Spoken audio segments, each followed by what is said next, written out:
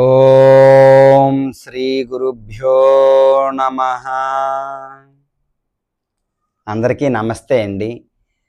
శ్రీమద్ భగవద్గీత 10వ అధ్యాయం విభూతి యోగం నుంచి 35వ శ్లోకం. ఆ శ్లోకం యొక్క అర్థం తెలుసుకుందాం.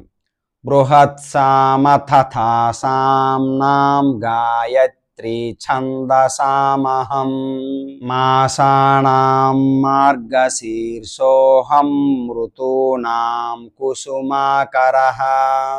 సామవేద మంత్రాలలో నేను బృహత్సామమును, ఛందస్సులలో గాయత్రిని, మాసాలలో మార్గశిర మాసమును, ఋతువులలో పూలు పూసే వసంత ఋతువును. విన్నారు కదండి ఈ శ్లోకం యొక్క అర్థం. రేపు మరొక శ్లోకంతో మళ్ళీ కలుసుకుందాం. హరే కృష్ణ.